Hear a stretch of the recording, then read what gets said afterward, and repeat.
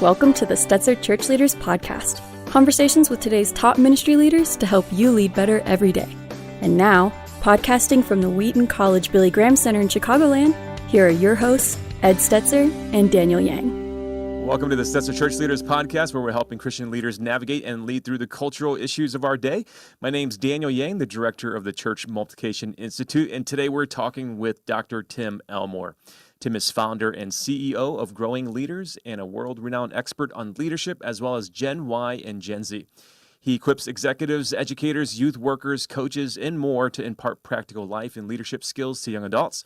His latest book is A New Kind of Diversity, Making the Different Generations on Your Team a Competitive Advantage. You can learn more about it at newdiversitybook.com. But before we hear from Tim, let's go to Ed Stetzer, editor-in-chief of Outreach Magazine and the executive director of the Wheaton College Billy Graham Center. Hey, good to see everybody. Let me remind you that, as always, leave a review, a like, and share the podcast. Also, too, I want to remind you, you can check out extended portions of most of our interviews at ChurchLeaders.com/plus. And if you're, again, enjoying our interviews, make sure you leave a review. So we're going to talk about generations today. And so let's just jump in with Tim Elmore. What's the best generation and why is it Generation X? So let's talk about that as well. What happened? What generation are you, Daniel? I'm what they call a Zennial, That's born in not a thing. 1979. It's not a thing. I think it is. So Gen X is a thing. And Gen X, like Tales from Accelerated Culture. Right. Winona Ryder's back.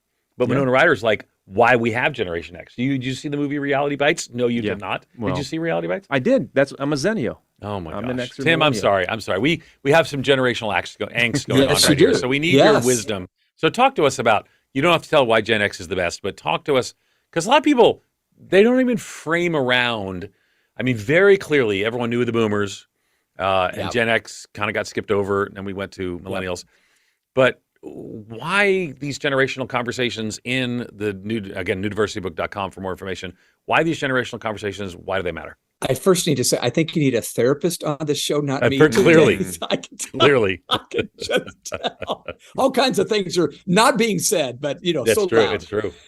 Okay. So, I think like many of our leaders, church leaders especially, we're so aware of the different generations that are in a church building on a Sunday. For the first time in modern history, as far as I can tell, we have 7 different sociological generations living at the same time because people are living longer and mamas are still having babies. So there are the senior generation. That's the oldest. That would be my Uncle Gene and Aunt Wanda. They're 99 and 97 years Wow. old. And by the way, Uncle Gene's still driving a Winnebago in Southern California. I love this. Scares me. It scares me. Yeah. Goals. So then there'd be the builder generation. That'd be my mom and dad. Dad just died at 90 in 2020. And so they were called builders because they built so much out of so little. They grew up during the Great Depression, World War II, very frugal, very resourceful, very grateful. My dad said, be grateful you have a job, even when I started the organization I started. And then the baby boomers came along. You mentioned that, but everybody paid attention to the boomers because we were the largest generation up. I'm one of them, up to the point 76.4 million people born in 18 years. And everybody wanted our eventual dollar. So they paid attention to us. We were going to be consumers. We were large and in charge back in the 50s and 60s. And then Gen X came through. But you guys probably know this. The first title that Gen X was given was not Generation X. We called them X generation because they didn't want to be called anything. So it was the X generation. They were first called baby busters because the first year of their generation's existence was the public introduction of the birth control pill. So instead of a boom, it was a bust. In fact, if you add on top of that Roe v. Wade in 1973, you have a shrinking population, not a booming population. So they were in the shadows of the boomers as they came through. Then you had the millennials or Gen Y following X. They were brought on really by a parenting style shift. We can talk about that later if you want to, but they were the people born in the 80s and 90s, más o menos. And then Gen Z, kids really that have grown up in the 21st century with a smartphone, not just a cell phone. And that was a game changer. And then the youngest generation today are children called the alphas. So we went from Z to alpha. These are the kids that are in elementary school, birth to elementary school. And my gosh, just think about if you're 6 years old today, 1/3 of your life has been during a pandemic with people wearing masks and Wow. not showing up. Their interpersonal skills have been slowed down, but I think they're so sharp. They're so good, but they're young and having to come back with their EQ. So anyway, those will be the 7. And let me say one more thing. Yeah, please. You, Daniel, are a tweener. Millennial? Zillennial. I'm sorry. Yes. Well, you're what social scientists call a tweener, because if you're 5 years at the tail end of one generation or 5 at the beginning of another, you're going to adopt characteristics of both. Would you find that to be true in your life? Kind of a little bit of the cartoons I watch are probably similar to some that you've seen. Cartoons? Yeah. You watch cartoons? Yeah, I'm a watch Zennial. Cartoons. I'm an adult. So that I watched. That I watched. Oh, I got you. Well, that's true. Bugs Bunny was like when I was a kid, and so that tweener thing is a thing. Okay, so when we talk about generations, the most popular church growth, capital C, capital G, seminar in history was actually How to Reach the Baby Boomer by a guy named Elmore Townsend. One of a friend of years, a mentor, and he said there were 5 B's, and you could define them by bucks, the birth control pill, you mentioned that, by the book, Dr. Spock's Baby and Child Care, by the bomb, this idea that there's this momentary, that everything's going to blow up. And there was another B. What were the 5 B's? And the book, the bomb, bucks. Did I say bucks? And the bucks, the massive increase of income. And I think everybody would agree that, maybe not everybody, but the vast majority of people would agree that, man, you could describe particularly Anglo baby boomers in and around this, and people flocked to the seminar. And then when you got to Gen X, there was almost a backlash to generational theory. And people said, well, you don't need to do that. Emerging Church said that's a wrong path, whatever it may be. And partly because, the boob tube was the other B. So the boob tube was the idea. That's right.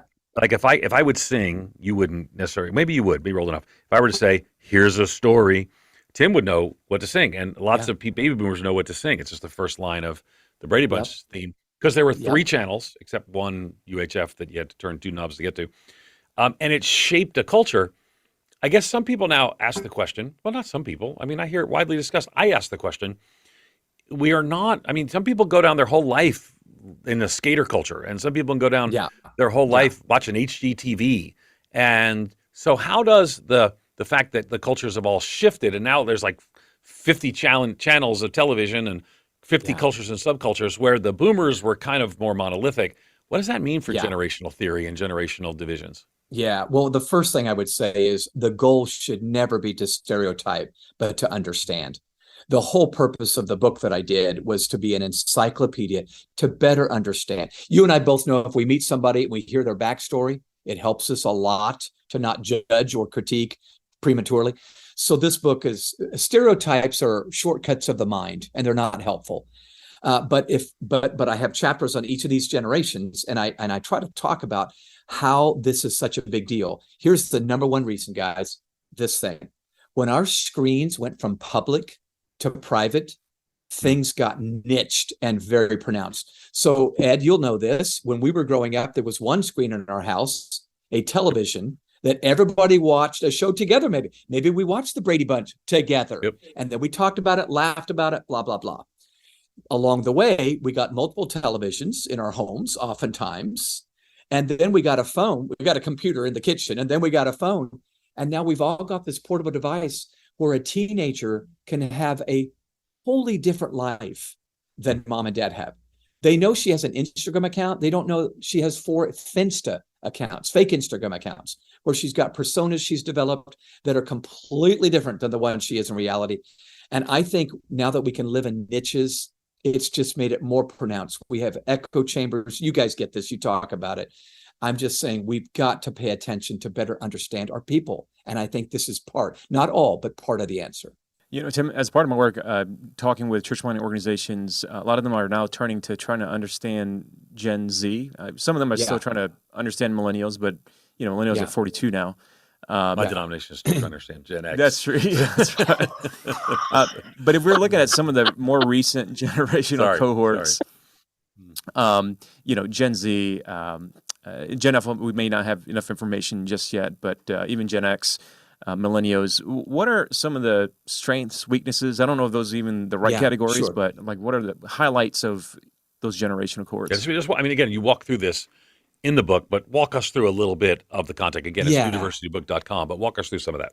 Well, first, I think it's important for leaders and parents to know that Generation Z is not a continuation of the millennials. We often think, kids today. We've been saying that since Socrates, by the way. Socrates thought kids were disrespectful and lazy and they don't pay attention to their parents. And I thought, did he write that last week? But they are very different in a few ways. They have shifted in their emphasis of their life, one from confidence to caution. So millennials had, many would say, way too much confidence. They thought they would be the vice president by 23 years old. And why wouldn't they? We gave them trophies just for showing up and told them they were awesome for putting the fork in the dishwasher. But Gen Z is much more pragmatic, much more cautious. But they are audacious because this smartphone has made them feel like maybe I don't even need a leader. Seriously. So I would say the two biggest ideas for someone to grasp in this conversation would be high anxiety and high agency. So Gen Z in a job interview, let's say, it would be great for the employer to realize they probably will bring some mental health issues that in past generations we would have balked at and said, hey, suck it up, let's go, come on. In fact, when I started my career, I would say the mantra of most bosses was, leave your personal problems at the door. You come here to get your work done. Today, we say, bring your whole selves to work, do we not? So they're bringing emotions and baggage and this and that. And I don't just mean they, all of us do. So I think we need to look out for what are we doing in the church for mental health issues. Yes, there are deeply spiritual issues for sure, but there are mental health issues that we may need to get help on to really know how to help these kids have peace of mind. We believe, let the peace of God rule in your hearts. But that is very difficult for the average teenager today who has 10,000 messages coming at him or her every day. The other word I'd give is high agency. I think that my generation, Ed, has a very difficult time not telling a Gen Zer, hey, you got to pay your dues, shut up and just get your work done. When they bring so many ideas to the table and we're not ready to listen. The assignment I've given myself this year is speak as if you believe you're right, but listen as if you believe you're wrong. And that has been a game changer. So a quick story before I let you volley back. Tony was a college student at Ohio University just 2 years ago, and he got a part-time job. This would have been just before the pandemic and then throughout the pandemic at a major paint store. You would know the name.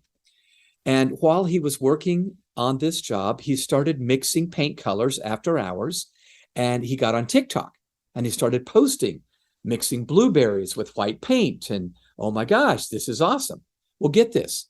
Tony garners 1.4 million followers on TikTok, 37 million views.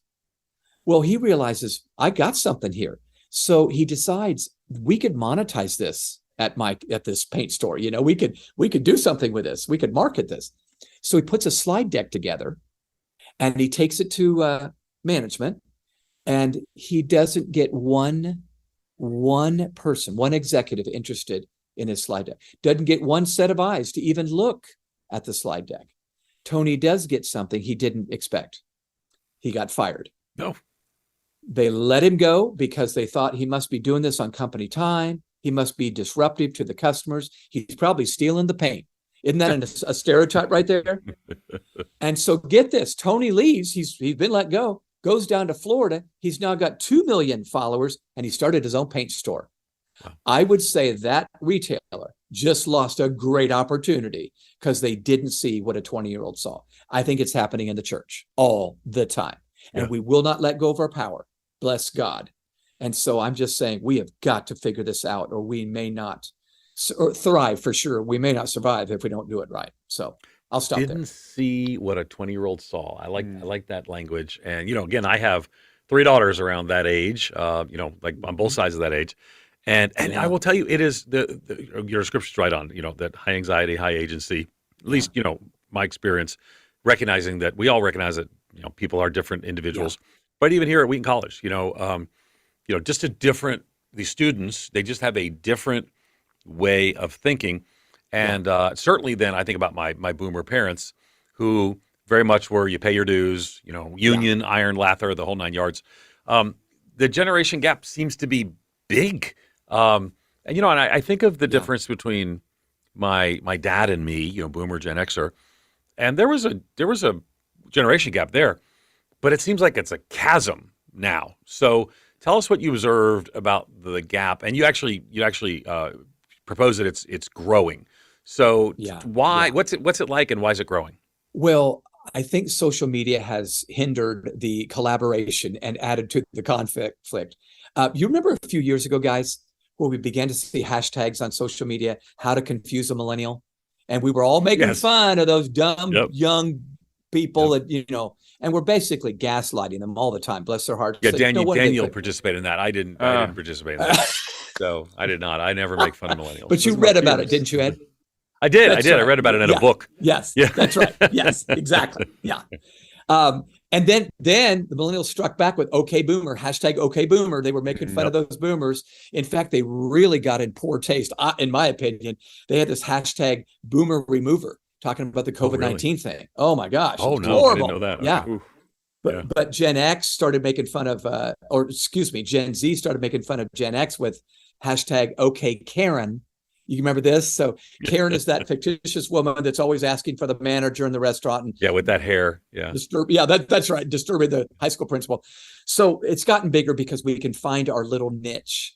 In fact, in the book, I even talk about we got to do this exercise, ditch the niche. We've got to get out of our echo chambers and find someone that's 22 if we're 52, or someone that's 52 if we're 22, and say, let's get a latte and let's swap stories, find common ground, and then learn from each other. Ask each other what your superpowers are. That would be a game changer. My favorite relationship here at my office is Andrew. He's 30 years younger than me. We always learn from each other every time we meet. It's so much fun. So anyway, that's why I think it's getting bigger and bigger. It's the smart technology that we have that allows us to live in our own little world. Yeah. And it's not just social media, right? It happens on ministry teams. From your perspective, what do you see are the misunderstandings that are happening on teams that are probably because of generational gaps, the way that they misconceive their generations? The one thing I often tell employers is, right up front, after you've hired this young person, communication norms. So communication is different. As you know, the millennial, I don't mean to make fun. Let's just say the young professional might quit their job on a text message, rather than have a face-to-face conversation, which are much less comfortable. I'll just send a text. Or they ghost their employer. They will it's quiet quitting. They'll just leave. Oh my gosh, they're gone, So I think we need to communicate norms of communication. So we just say, I know you prefer that and TikTok and this and that, but this is how we all get together on the same page here. And then I think we also need to communicate the norms of decision-making. We've had young team members think that if they were in a meeting, they not only got to weigh in, they got decision-making rights. And we said, no, this is not a democracy here, but they wouldn't know. They've never had a full-time job before, maybe. And it's not a cut down. Mom said focus on academics or hockey or soccer, so they did. So I would think, Daniel, those would be two big ones that we need to do that are just huge.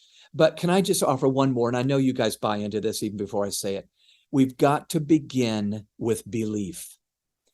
I think because we don't know someone well or a generation well, our amygdala kicks in, the fight or flight, and we not only stereotype, but we put a wall up instead of a bridge. Can I say that again? We put a wall up instead of a bridge, and it's just too much work. That young buck there, that blah, blah, blah, and we even have, and then we have our water cooler conversations, whatever that means where you are, but, we have our echo chamber.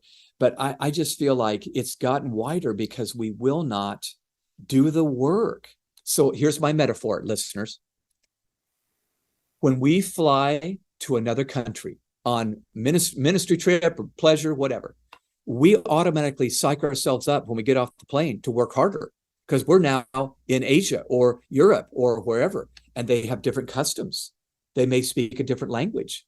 They might have different values. Bingo. This is what I find. I talk to Gen Zer. I have to do the work of a cross-cultural relationship because they have different language, different customs, and different values. And the moment I'm psyching myself to work at it, I can do it. So I think that's just a simple word of advice, but I think we need to heed it. Yeah. Yeah, absolutely. I want to press into something because I think you see tokenism happen with women and minorities, people of color. You'll get somebody who's saying, "Hey, this is my minority hire," or something like that. And on occasion, I'll hear people talk about the young people on their team almost as in a tokenized way and very condescending. And how can leaders like meaningfully integrate the next generation onto their team without having that condescending attitude, saying, here's my young guy or something like that? Does that make sense? Yeah, it does. My recommendation would be to do something that Jack Welch introduced way back in the 1990s. Remember Jack Welch, CEO of General Electric? Mm-hmm. He started something called reverse mentoring. And it's a concept that maybe listeners you've heard of, but basically in the 1990s, when computers were somewhat new in the workplace, he had these 59-year-old executives that said, "I got a pad of paper and a pen, I'm fine." But he had these MIT grads coming onto the team that were totally comfortable with that computer. And so reverse mentoring was putting together maybe a 60-year-old with a 22-year-old, and both swapped stories. So they found the common ground. And then each of them made deposits in the other on where they were strong. The old person, can I say old person here? The old person said, "Here's how to win at this company. I can tell you right now, I've been here 40 years.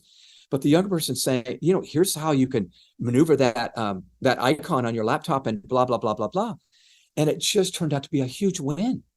So what if churches did this? What if they had reverse mentoring groups? And we even gave them some questions to start with. We don't need to overprogram, but just enough to get them started. This could be a game changer. And by the way, doesn't the Psalms tell us from generation to generation? David wrote about this. One generation shall pass us on. Well, we're not doing it well. Can I just give my opinion on this? You can edit this from the recording if you want. We, the older generation, will not let go of power very, very easily. Everywhere I go in the world, I see, and I won't even mention the countries, but I'm telling you, we will not let go. And the young generation is going, well, I'll just leave, or I'll just start my own. When they don't have to, if we let 4 or 5 generations all flourish together. So one more thought, I just had this. We will let our team members that are young visit our leadership team meeting just to get a feel, get their sea legs, visiting and listening in. Oh, wow. Ooh, I didn't know you talked about, I see why you made that decision. But then we'll say, hey, tell us, Cam, what do you think about that? It's just a win-win. So there's no reason why we can't do this. But we got to break out of the paradigm that we've held on to for decades right now, I think. Yeah, it is. I think there is a certain paradigm, certain expectation that's actually there. And part of what I'm trying to figure out is I talk to a lot of, I don't know, maybe middle-aged or even somewhat younger church leaders, and they have what I would say is a negative perception of younger generations, and as you said, that's been since Socrates.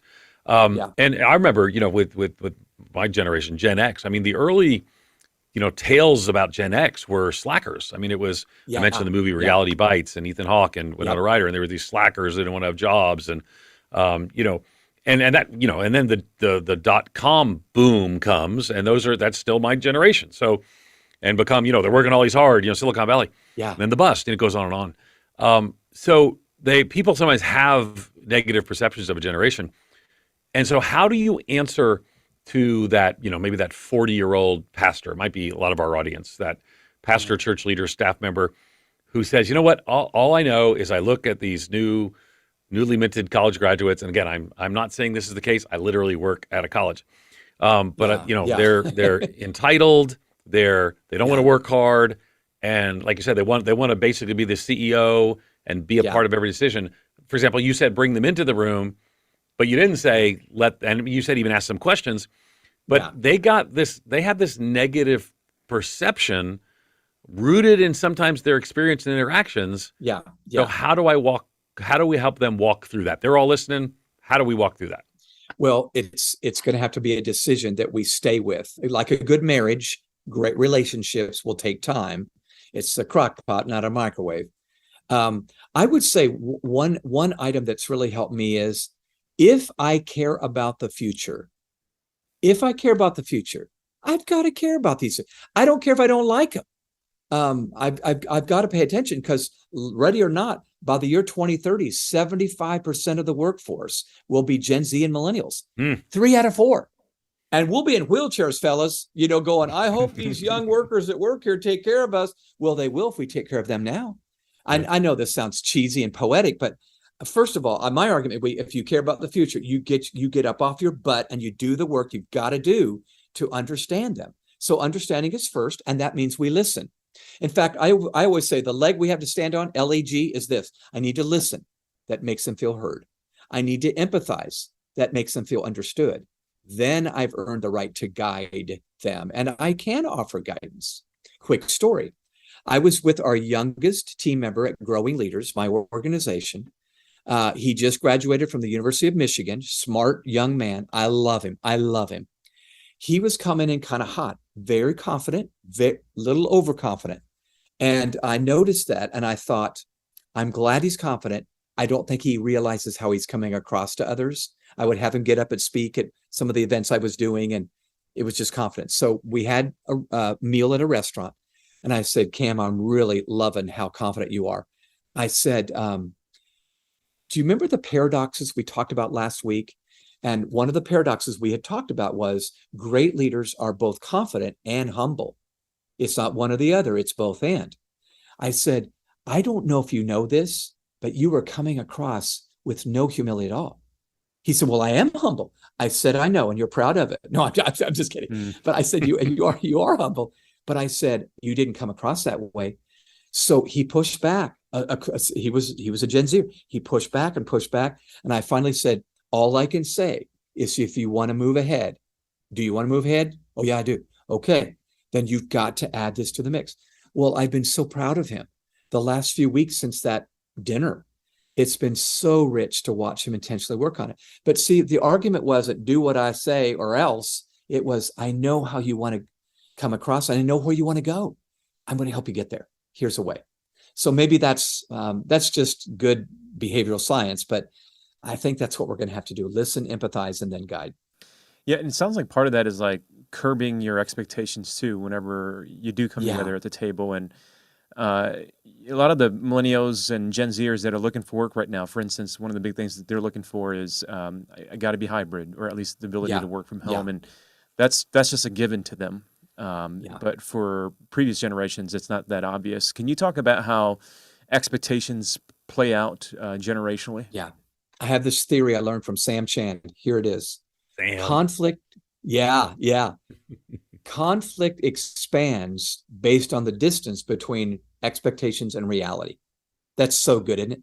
Conflict expands based on the distance between expectation and reality. So a quick, listeners, if you're trying to figure that out, if I told my wife I'm going to be home at 7 o'clock for dinner and I get home at 7:05, no big deal.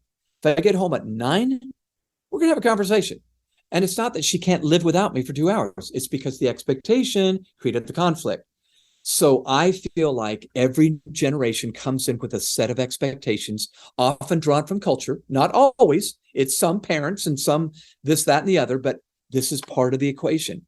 The more I understand their expectations, and then watch this. I have a whole chapter on this in the book. I have a chapter on preferences, expectations, and demands. Would you not agree? Those are 3 different things. You may prefer that communication take place on text messages, but if that's a demand, you better tell me right now because I'm going to show you another job. I'm going to help you find the door, that sort of thing. So expectations aren't bad. We need to understand them. Preferences are great to know. We may be able to acquiesce from time to time. Demands, oh my goodness, we're going to need to figure that one out. So I know I'm monopolizing this conversation. Please forgive me. I have a story that is such a great illustration of this. Maggie and Antonio. So Maggie was the hiring manager at a quick service restaurant. Antonio was a young man, Gen Zer, who interviewed, and he seemed to be a really good worker, had a little bit of experience. So Maggie hired him. Maggie had gone over some of the policies of this fast food restaurant, one of which is no tattoos.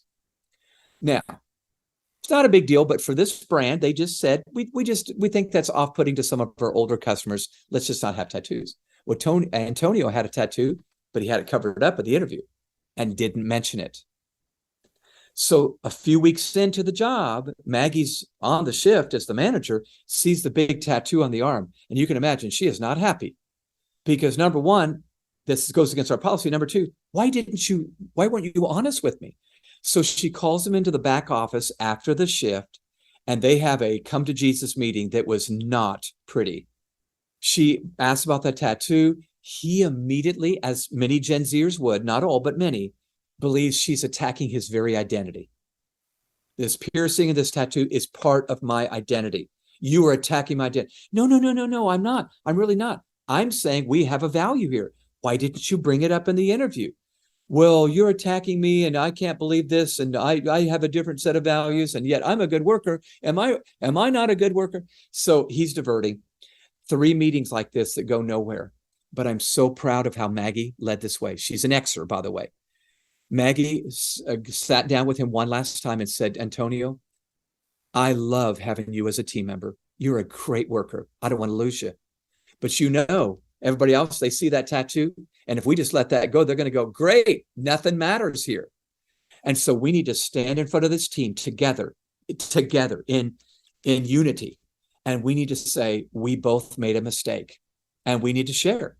I should have pressed more or, whatever. And actually, I think it was more Antonio's mistake, but Maggie took some of the blame. She took some of the hit, but he says, hey, team members, I'm so sorry.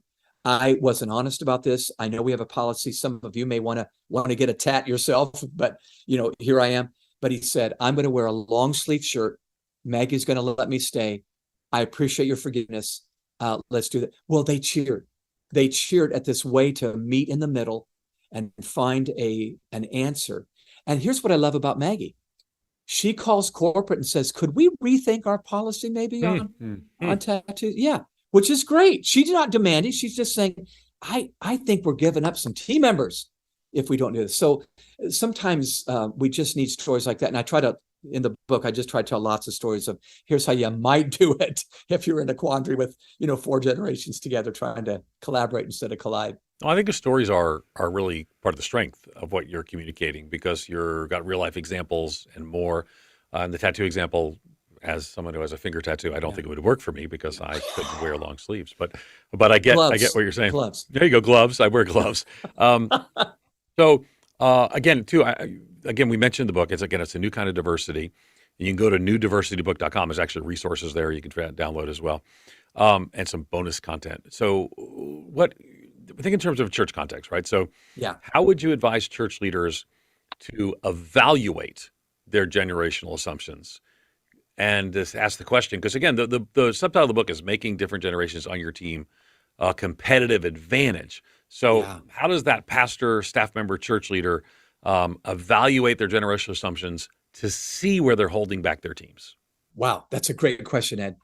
The first thing that raced through my mind was we've got to stop the stereotyping. We got to catch ourselves in it. So haven't we all heard these phrases before? All baby boomers are stubborn. All Gen Xers are skeptical. All millennials are narcissistic. And all Gen Zers are fragile snowflakes. We have heard these, have we not? Those are all stereotypes, shortcuts of the mind. I think we need to be asking ourselves, what do they bring to the table that we don't yet have? So I made this list myself for our team. We have 4 generations here. Baby boomers bring stories and life experiences. And here's what to do when it goes down, because I've been here 40 years. Here's some life coaching I could offer. Tremendous. Gen X offers contrarian thinking. They're not just going to go along. Don't tell me life is wonderful. Life is hard. And, so they bring, let me bring some contrarian thinking, some different perspective, a little bit of skepticism, but I think it's often just enough that we don't do something too idealistic that's just stupid. Millennials bring confidence and hope and energy. They still do, even though they're nearing midlife. And then Gen Z. I don't know if you guys know this. 72% of public high school students, 72% plan to be an entrepreneur. Now, they're not all going to do it, But that's the mindset. They'd rather start something than join something. So we need to create church ministry where it feels like a gig economy. It feels like you could start something here, start something there. And they've got great ideas and they know social media better than we do. So we got to create a place where it's not just doing same old, because this worked for Aunt Minnie back in 1999. And we let them have a place. But again, this is going to be really new because we are so holding onto the power, and it's going to be us saying, because I care about the future, I'm going to let go a little bit and let things happen a little differently than they would. I don't know if that's sufficient for the question, but that's where I would start, I think. No, that's really helpful. I think our listeners, especially those who are pastors, are probably asking themselves, why should I differentiate between generational cohorts? And you've helped with that. And as we maybe land our time, can you help them think through, like, what's the practical next step to bring this into their staff? Do they start talking about the generational cohorts? Yeah. They start the reverse mentoring. What do you think is a good next step? I do think it's start by talking about it. Most of the time, at least in the local church, we need to talk and get used to a new idea before we take any action, form a committee, whatever. So talk. If the book's helpful, use it. By the way, we have a free assessment at that newdiversitybook.com where you can just check your generational fluency. How well are you with Gen Z, with boomers, with Xers? So that could be fun. So take the assessment, start the discussion. I would love churches to start the ditch the niche exercise where you just find another person from a different generation, grab a Starbucks and just begin to say, what's your superpower? Then on the staff, especially if your staff is made up of maybe 2 or 3 or 4 generations, get the younger ones with the older ones and do the reverse mentoring step. It's been revolutionary for us at Growing Leaders. It's just been great. I learn every single time I meet with Andrew. And I think he would say the same thing. So biblically speaking, the church is made up of multiple generations. I mean, this is not a new idea. I just think it's harder now than it ever has been. And I don't know that we are willing to put the emotional intelligence to work to do what we need to do. We are chronocentric, meaning we get stuck in our own generation. The ageism exists, meaning we start thinking, well, I won't go into it, but ageism exists. We tend to think that older people have the answer, younger people don't know anything, and it's just not true. I think they have so much to add, especially now, that skill sets, the shelf life is shorter on skill sets. 1940s, your skill set worked for 10 years, didn't change much. Today, it's changing all the time. We better let the young people speak into this process. You've been listening to the voice of Dr. Tim Elmore. Be sure to check out his new book, A New Kind of Diversity, Making the Different Generations on Your Team a Competitive Advantage. You can find it at newdiversitybook.com, where you can also receive bonus content from Tim. You can also learn more about Tim at growingleaders.com and timelmore.com. Thanks for listening to the Stetzer Church Leaders podcast. You can find more interviews as well as other great content from ministry leaders at churchleaders.com/podcast. And again, and if you found our conversation today helpful, we'd love for you to take a few moments to leave us a review that help other ministry leaders find us and benefit from our content. Thanks for listening. We'll see you in the next episode. You've been listening to the Stetzer Church Leaders podcast. For more great interviews, as well as articles, videos, and free resources, visit our website at churchleaders.com. Thanks for listening.